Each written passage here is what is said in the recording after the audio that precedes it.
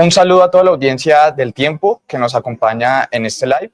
Soy Juan Pablo Penagos, periodista de política, y me acompaña la senadora Paola Holguín del Centro Democrático, Comisión de Relaciones Internacionales y precandidata del Centro Democrático para las elecciones presidenciales. Senadora, bienvenida y gracias por atender al tiempo. Muchas gracias, doctor Juan Pablo, y un saludo a todas las personas que nos ven a esta hora.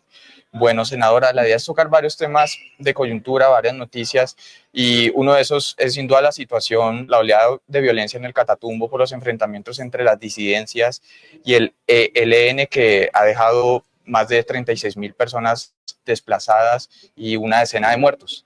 En las últimas horas se conoció que hay informes de inteligencia militar que hablan de que integrantes del ELN habrían utilizado territorio venezolano como plataforma para movilizarse desde el departamento de Arauca hasta el Catatumbo. Le quiero preguntar, senadora, si esto llegase a ser cierto, ¿esto qué implicaciones tiene o cree usted que tiene para la soberanía de nuestro país? Yo creo que aquí hay varios temas muy delicados que deberíamos tocar. El primero es que hace ya algún tiempo se había denunciado que Venezuela había pasado de ser un santuario a retaguardia estratégica de estructuras criminales colombianas como el ELN y la FARC. De hecho, Eduardo Pizarro León Gómez, en un libro que se llama Las fronteras y la guerra, hacía el análisis de cómo gran parte de los hombres del armamento y de los comandantes del ELN estaban en territorio venezolano. En la sexta conferencia del ELN que se adelantó el año pasado, ellos se autoproclamaron una guerrilla binacional encargada de salvaguardar el régimen dictatorial de Venezuela. Entonces, este es un tema que no llama la atención, es un tema sobre el que ya hay mucha evidencia. Un tema muy delicado es, y lo habían denunciado miembros de las fuerzas militares bolivarianas en su momento, era que en los informes que ellos tenían, la FARC se consideraba la primera línea para la defensa del territorio venezolano. Entonces, esto no es raro, es muy grave, es muy delicado, y ahora, como bien lo decía usted, doctor Juan Pablo, lo que se sabe es que desde Arauca, por Táchira y Zulia, con apoyo de fuerzas militares venezolanas, pues los guerrilleros del ELN se trasladaron para la masacre, el desplazamiento y lo que han perpetuado tan doloroso en la zona del Catatumbo. Bajo esto que usted nos menciona y también sumando lo que el expresidente Álvaro Uribe decía en las últimas horas en redes sociales, que ha hablado de una responsabilidad del régimen venezolano en toda esta crisis humanitaria que estamos viendo en el Catatumbo, ¿cuál dice usted que puede ser la responsabilidad que tiene el régimen de Nicolás Maduro en esta situación? El régimen de Maduro tiene toda la responsabilidad. Ellos han sido cómplices, han permitido el fortalecimiento y la operación del ELN al lado y lado de la frontera. Ellos han ayudado a la financiación, han permitido el control territorial en muchos estados por parte del ELN.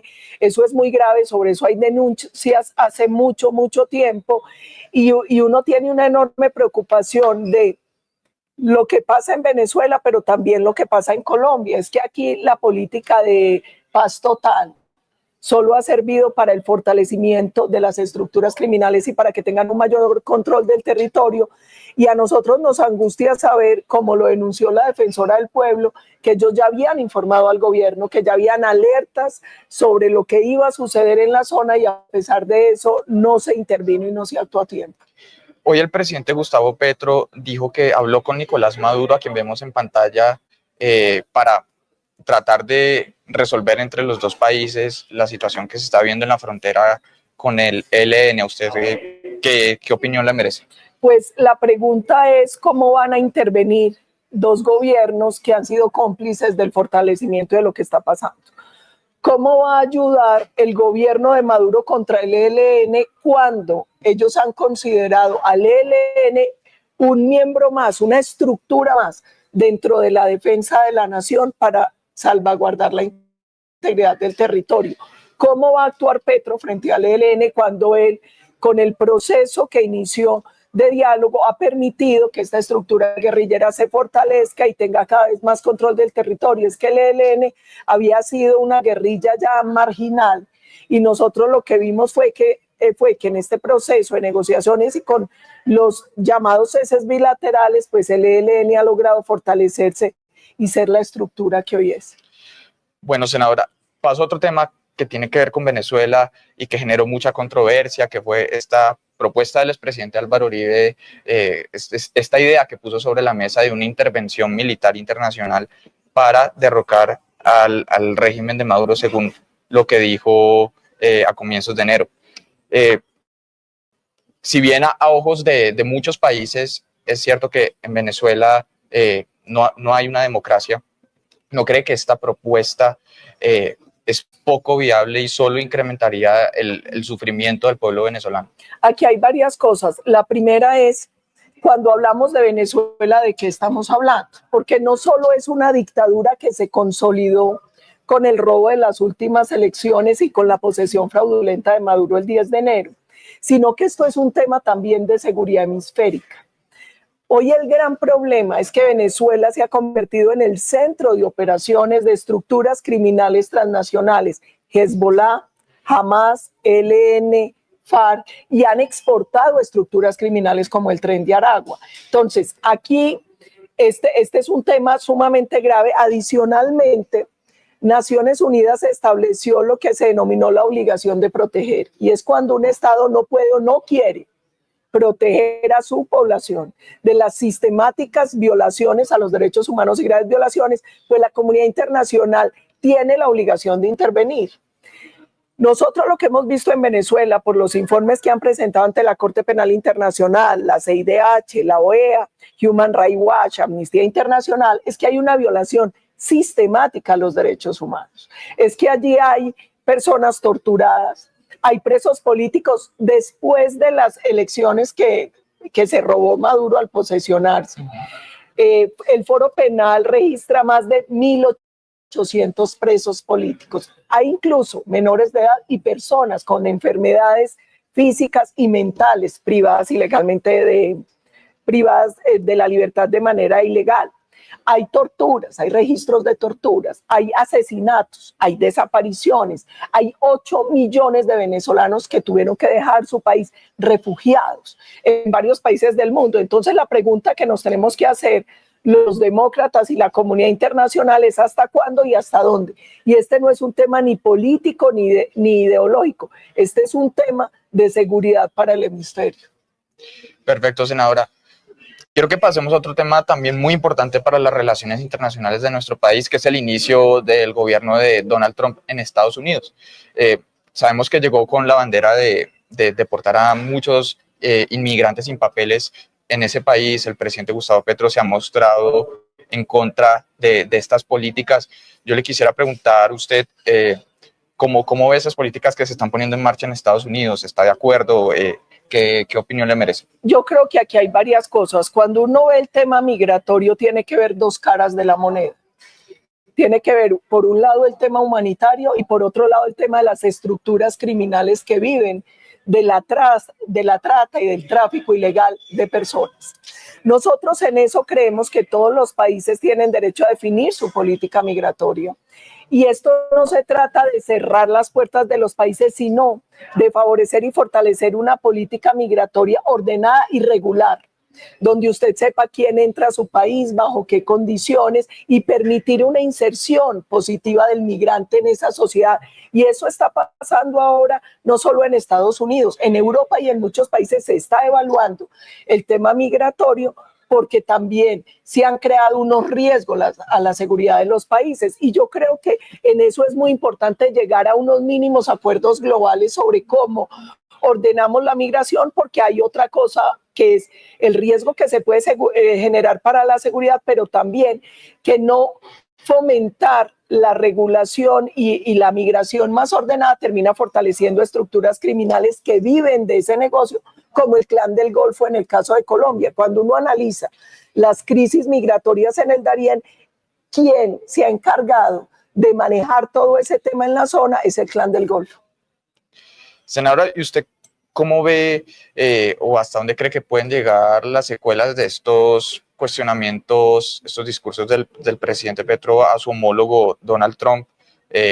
¿Cómo cree que va a ser esta relación entre Colombia y Estados Unidos en los 19 meses de mandato que le quedan a esta administración? Yo creo que es lamentable la postura que viene teniendo el gobierno de Colombia, donde dice en algunos momentos que no interviene en asuntos internos, que respeta la soberanía, para no decir nada de la dictadura de Maduro, pero en cambio se dedica a atacar las políticas o los gobernantes de otros países, como lo hizo en su momento cuando intervino en Perú y el Congreso lo declaró persona no grata, o como lo hizo con Milei en Argentina, o como lo ha hecho con el tema de Israel y como lo está haciendo ahora en Estados Unidos. Yo creo que en mala hora toma el presidente Petro la decisión de ser tan ofensivo y de intervenir de manera indebida en el relacionamiento que ya es bastante tenso con la administración entrante de Estados Unidos. Ahí van a haber unos temas en los que seguramente va a cuestionarnos Donald Trump, no solo en el tema migratorio, en la falta de control en la zona del Darién, sino también en el tema de narcotráfico. En los últimos 2 años el Congreso de Estados Unidos ha ido recortando la ayuda a Colombia porque no presentamos resultados efectivos. Hoy Colombia es un gran productor de cocaína, tenemos una cifra récord en hectáreas de coca, que ese es un tema fundamental cuando se analiza lo del Catatumbo. Y en esa medida, pues, este tipo de declaraciones donde señala de nazi al gobierno norteamericano, donde critica sus políticas migratorias, creo que le hacen mucho mal a una relación que no ha empezado bien. Bueno, y a propósito de todo esto, el gobierno ya se ha confirmado los movimientos en la diplomacia. Finalmente, la salida cantada del canciller Murillo se definió para finales de enero y llegará en su reemplazo la directora del DAPRE, Laura Sarabia. ¿Cómo ve estos movimientos en la diplomacia del gobierno? Yo los veo con gran preocupación, primero porque yo he sido muy crítica. Yo hace 10 años soy miembro de la Comisión Asesora de Relaciones Exteriores y de la Comisión Segunda, y nosotros vemos que este es un gobierno que maneja las relaciones internacionales con criterio de afinidad ideológica, no teniendo en cuenta la tradición y el interés de la nación en esas relaciones. Dos, preocupa mucho que una persona que tiene tantos cuestionamientos como Laura Sarabia, que uno siente que no tiene las competencias y la cualificación para ser la canciller de Colombia, lo sea, que está involucrada en escándalos de corrupción ella, su familia, de las maletas, de la niñera, del polígrafo, de un policía que apareció muerto, tantas cosas. Entonces uno siente preocupación de en manos de quién estamos, y que cada vez que hay un movimiento en el gobierno Petro, en vez de buscar mejorar y ajustar la política y buscar personas técnicas para las carteras, pues lo que vemos es que cada vez son más activistas políticos, que no hay un criterio técnico, y esto obviamente repercute en la calidad y en el trabajo que hacen esos ministerios. Bueno, senadora, hablemos un poco sobre su partido.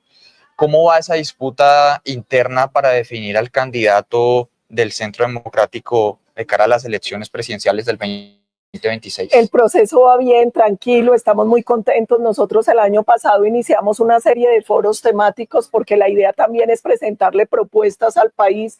Hicimos el foro en Barranquilla sobre transición energética, el foro en Bogotá sobre seguridad. El 8 de febrero vamos a tener el foro en Valledupar sobre rentas ilegales, sobre economías ilícitas, y el 8 de marzo en Armenia. Yo creo que este es un ejercicio muy importante porque el debate tiene que ser un debate de fondo, tiene que ser un debate de ideas, tiene que ser un debate propositivo, y donde además logremos mostrar a los ciudadanos, no solo a los militantes del partido, sino a los colombianos, el rigor técnico que tenemos para manejar los distintos temas y los retos que tiene el país. En su momento se interpretó que habían algunas tensiones entre los precandidatos, Miguel Uribe, María Fernanda Cabal, Paloma Valencia. ¿Cómo está el ambiente? No, yo creo que esas son tensiones normales que hay. Finalmente la política es como una batalla y siempre se presentarán entre los partidos, al interior de los partidos, tensiones, este tipo de cosas.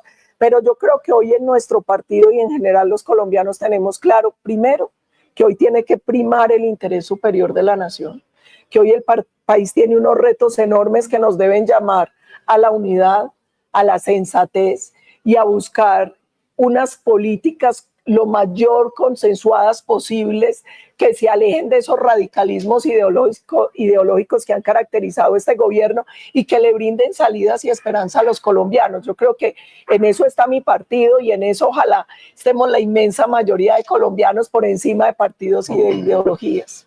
Perfecto, senadora. Y ya por último, dentro de poco comenzará un nuevo periodo legislativo. ¿Qué avisora usted de lo que será la relación entre gobierno, Casa de Nariño, Congreso, Senado? ¿Qué podemos esperar para esta primera parte del año? Lamentablemente esta ha sido una relación institucional bastante tensa en los casi 30 meses que lleva el gobierno y seguramente va a ser mucho más tensa en los 19 meses que restan, 18, 19 meses. Yo creo que tenemos unas dificultades hoy y es lamentablemente los escándalos de corrupción por la supuesta compra de congresistas para aprobar proyectos del Congreso, le resta legitimidad no solo al gobierno Petro, sino al Congreso. Yo espero y el llamado que hago a mis compañeros es que ojalá demos los debates técnicos con cifras, con datos, pensando en el interés superior de Colombia, no disuadidos como parece que está sucediendo con algunos por prebendas, por puestos, por plata, porque eso le hace mucho daño a la democracia, a la institucionalidad y a la nación. Bueno, senadora, agradecerle por haberle ofrecido este espacio al tiempo, por habernos atendido y a todos los que nos acompañaron en este live. Quédense conectados, muy atentos a todas las noticias que seguiremos comunicando en todas las plataformas del tiempo.